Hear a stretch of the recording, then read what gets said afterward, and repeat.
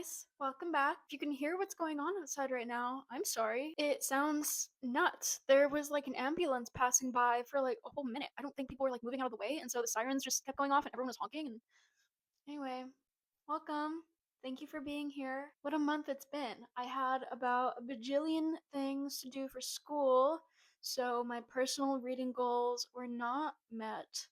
I still read about like 5 books for my personal time, which is not horrible. I would have liked to read more, but it is what it is. My boyfriend came to visit, so that was nice. I feel like that's it. April was such a nothing month. Currently, I just spent 45 minutes fixing and styling my bangs in a new way.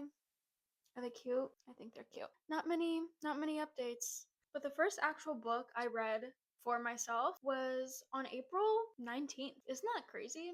I went like 2 weeks without reading anything for myself, which is just nuts. I was in a little bit of a slump. The first book I read for myself was The Passion According to GH by Clarice Lispector. The book was very interesting. I don't think it's going to be for everybody, and I don't know that I was in the right headspace to fully enjoy it, so I gave it 4 stars, maybe 4.5, just because I think it is written very, very well. I love her prose style. I don't know, I feel like it maybe succeeded at what it was trying to do, which just make me feel like I was literally in her head, living her life, and everything was very, very repetitive. You know, she's going through these emotions and this existential crisis, and so then you just get completely wrapped up in it. I like the break of the fourth wall. Third wall? Fourth wall? Fourth wall life. Because a few chapters in, she says, "Reader, can I please hold your hand before I say this?" or something like that. And so the whole time, she's speaking directly to the reader. And I feel like that is a very interesting choice. Usually, if books were to do that, where they were like speaking directly to the reader and they were aware that they were like writing something, that seems a bit immature. Like, to me, that's a very middle school Wattpad choice to make, because I'm pretty sure I did that same thing. But that's not how it works here, and so I quite enjoy it. This is the summary from Goodreads.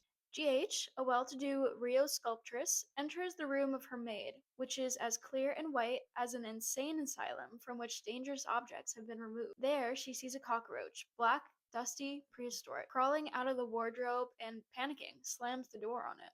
Her irresistible fascination with the dying insect provokes a spiritual crisis within, in which she questions her place in the universe and her very identity, propelling her towards an act of shocking transgression. I forgot that part. How could I forget that part? Okay, let me keep going. Clarice Lispector's spare, deeply disturbing, yet luminous novel transforms language into something otherworldly and is one of her most unsettling and compelling works. I completely forgot about that thing that happened at the end because it felt like I was so wrapped up in it, and it happens pretty much right at the end. But for a bit there, she's like droning on and on about what she's about to do, and you kind of lose the sense, even though she's explaining to you how deeply, deeply strange what she is about to do, you forget how strange it is. I don't know. That's how I felt, at least. I don't know how to describe it. See, and Clarice Lispector's writing is so deeply provoking. It felt like I was literally there. I mean, okay, which is amazing. That's what you want in a book. It felt like I was GH, but at the same time, she's speaking to us. So, you know what? 4.5. 4.5 stars. That book deserves 4.5 stars on deeper reflection. Thank you, Clarice Lispector. Again, I don't think this book is going to be for everybody, but I really enjoyed it. A few days later, I started my little mystery sequence, which is so fun. I read And Then There Were None by Agatha Christie, the mystery queen herself, and would you believe me if I told you I'd never read any of her books before? Her books, like Death on the Nile, this one, and Murder on the Orient Express, so iconic and have been on my list for at least 9 years. I will say there's something about it. If I don't know if everyone's going to agree with me, but for those of you who read Series of Unfortunate Events religiously, And Then There Were None kind of had that vibe. Do you know what I mean? Maybe it's the writing style, maybe it's just the vibe of the cliffside, but something about this book reminded me a lot of Series of Unfortunate Events. It might have also just been the mystery. See, here's the thing.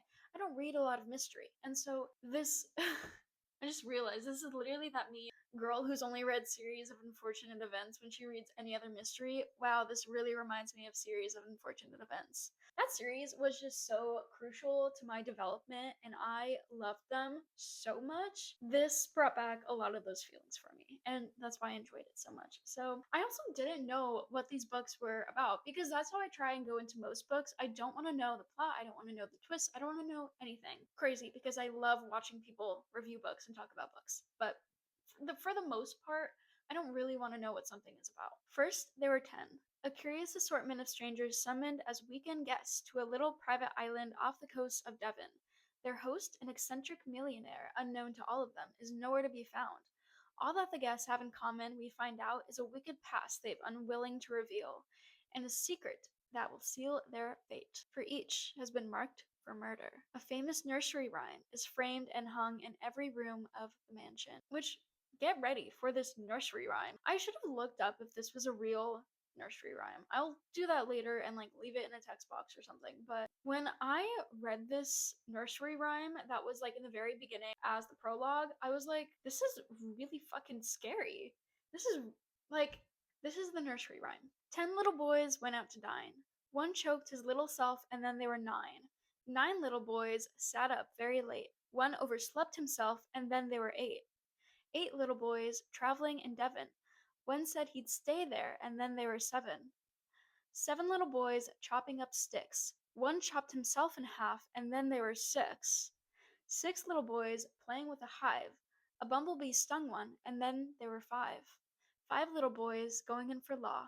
One got in chancery, and then there were 4. 4 little boys going out to sea. A red herring swallowed one, and then there were 3. 3 little boys walking in a zoo. A big bear hugged one, and then there were 2. 2 little boys sitting in the sun. One got frizzled up, and then there was 1. 1 little boy left all alone. He went out and hanged himself, and then there were none. I just got chills all over my body. I hadn't read that out loud before, and I'm like, that was crazy. When they realize that murders are occurring as described in the rhyme, terror mounts. One by one, they fall prey. Who has choreographed this dastardly scheme, and who will be left to tell the tale? Only the dead are above suspicion. Oh, that is so good. I started off so strong with the Agatha Christie's. Okay, I've only read one after this. I still have yet to read Death on the Nile and like 30 of her other novels, but dare I say this might be her best.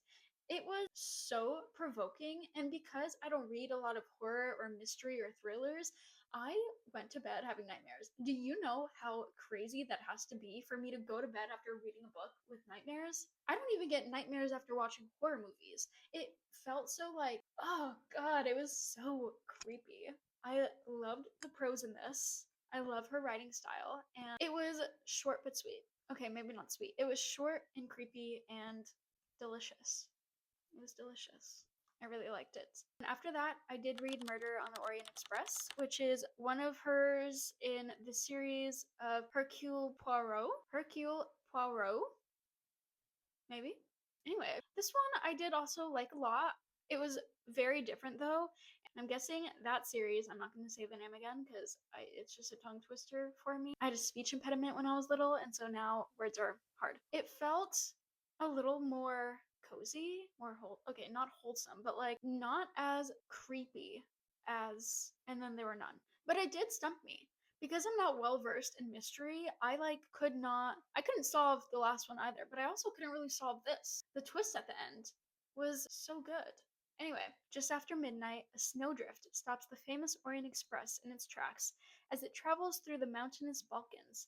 The luxurious train is surprisingly full for this time of year, but by the morning, there's one passenger fewer. An American tycoon lies dead in his compartment, stabbed a dozen times, his door locked from the inside. One of the passengers is none other than Detective Hercule Poirot, on vacation, isolated and with a killer on board. Poirot must identify the murderer in case he or she decides to strike again. This did stump me. I couldn't figure out what happened. Maybe I'm just dumb, but I also really did enjoy this one. I rated it like a 3.5, I think.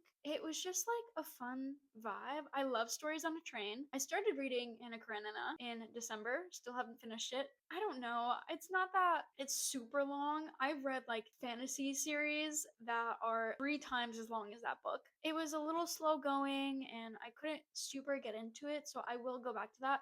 But anyway, the whole train vibe during winter with the snow, I love that. So great vibes for this book. I really enjoyed it. But I did like And Then There Were None Better.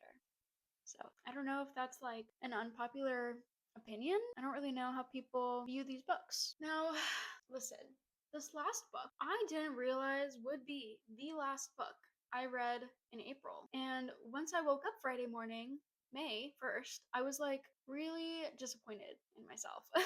I ended the month so weakly. I like actually can't believe this is the last book I read in April, but whatever, it's not that big of a deal. I read Memory Lane by Becky Wade. And listen, disclaimer right now, so you're aware, because I was not aware, this book was marketed as a Christian rom com.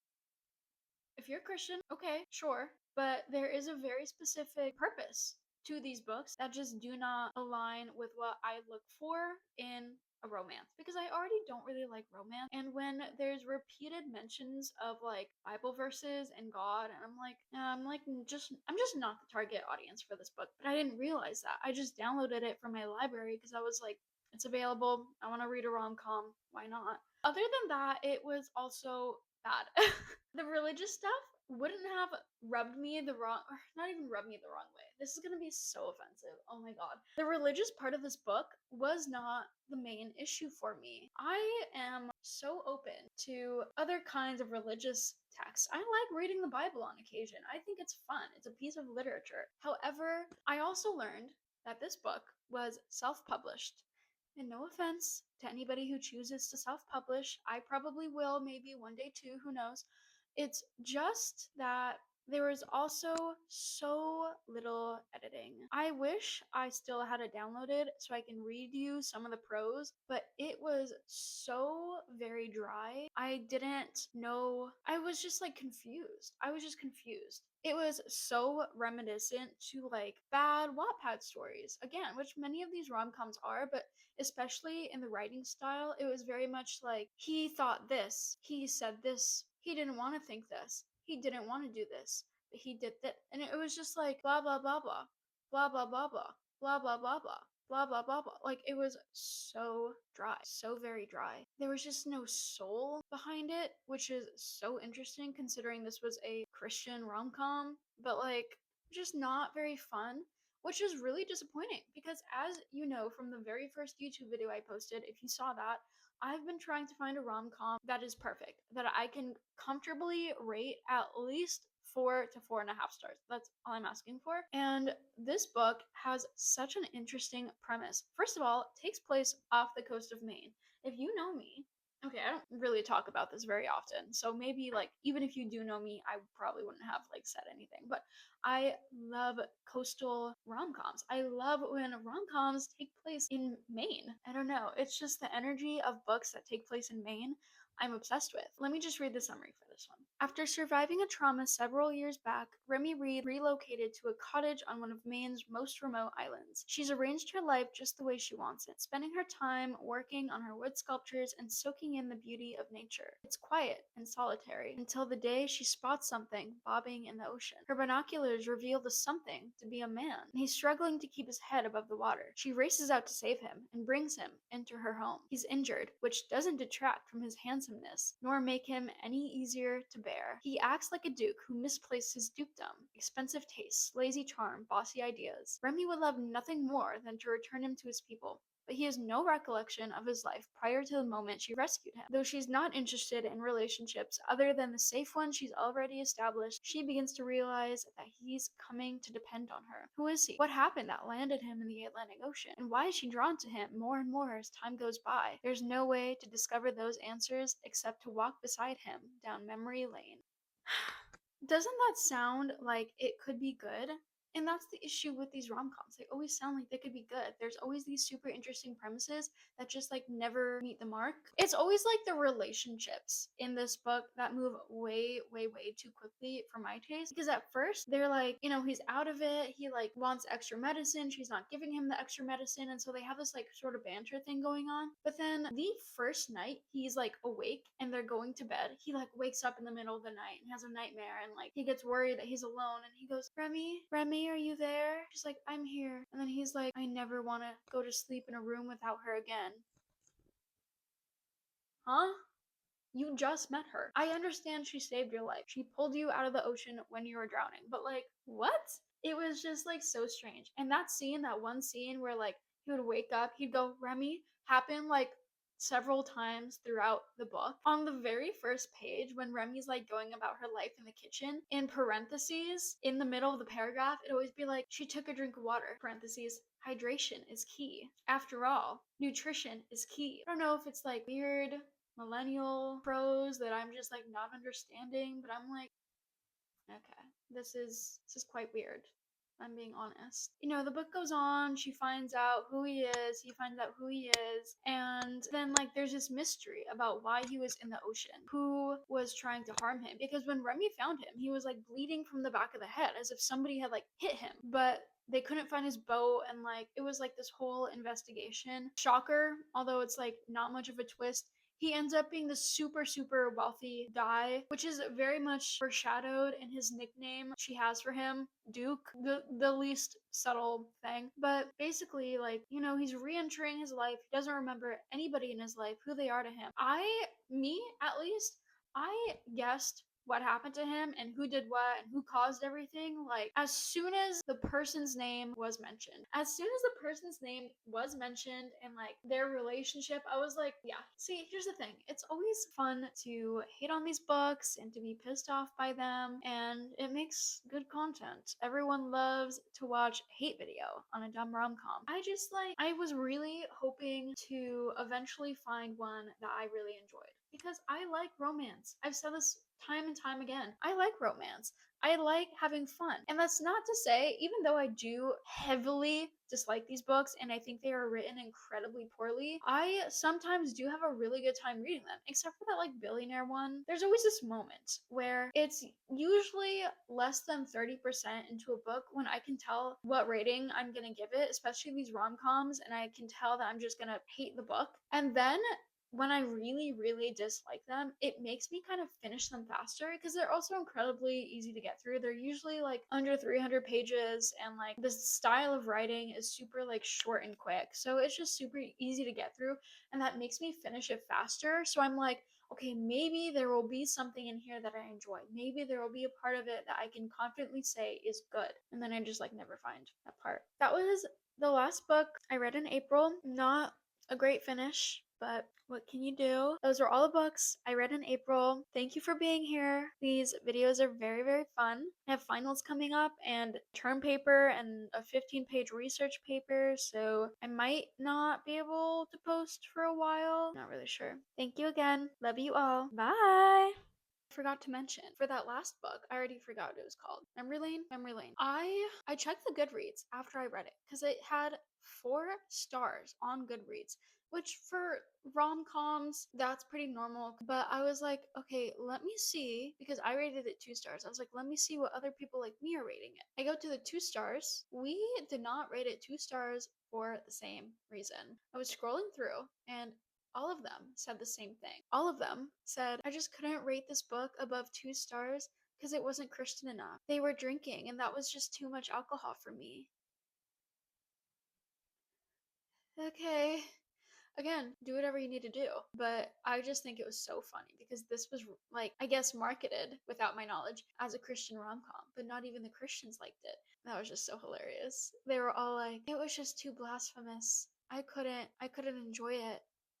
Okay. Anyway, that's all I came to say. Bye.